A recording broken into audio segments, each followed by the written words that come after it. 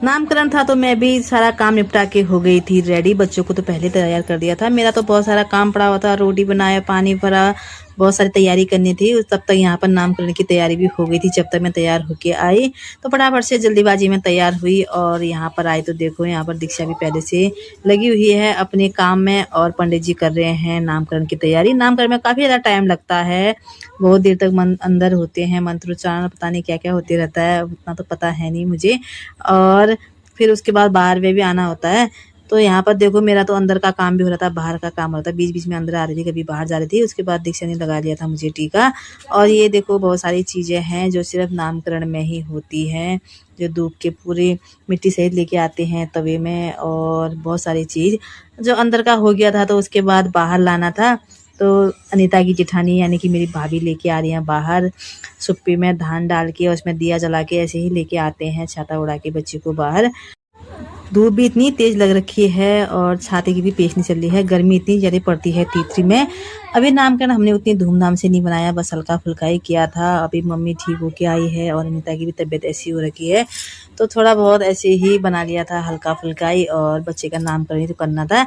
यहाँ पर छोटे छोटे बच्चे यानी कि लड़कियाँ आ गई थी नामकरण करने के लिए। कहते हैं कि जैसे इसमें चौकी पे सुला के बच्चे को ऐसे घुमाते हैं लड़कियाँ।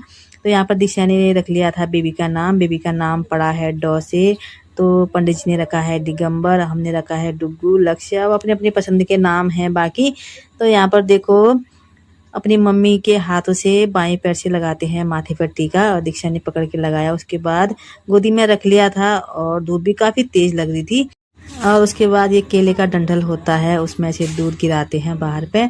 हमें तो इन रीति रिवाजों का मतलब भी पता नहीं है कि ऐसा क्यों करते हैं करके। बड़ी मुश्किलों के बाद नक्शों को अपने पापा की गोदी में बिठाई। इतना ज़्यादा शैतान है कि एक जगह बैठता ही नहीं है।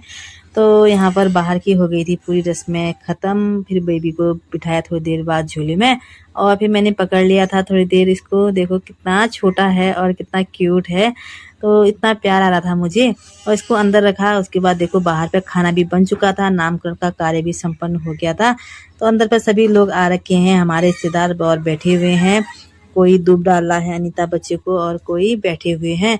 और यहाँ पर खाना भी खुल चुका था। सबसे पहले बच्चों को खिलाया। छोटे छोटे बच्चे हैं, देखो कितने प्यारे हैं, आराम से बैठ के खाना खा रहे हैं। बाद में सभी लोगों ने खाना खा लिया था। फिर हम भी लेके आए अपने लिए अंदर ही खाना, क्योंकि बाहर तो इतनी तेज़ धूप लग रखी थी, बाहर खाने जैसा नहीं हो रहा था। तो दीक्षा में बैठ के यहाँ पर खाना खा रहे थे, तब तक भाभी भी लेके आई थी अपने लिए खाना। देखो कितनी बड़ी परात में लेके आ रही है। मैं कह रही हूँ आप बड़ी मम्मी होने का पूरा फ़ायदा उठा रहे हो। बड़ी मम्मी होने का मतलब है कि बड़ा बड़ा खाना खाओ। तो खाना खाने के बाद फिर हमने भी टीका लगाया, दूबा डाला दोनों को और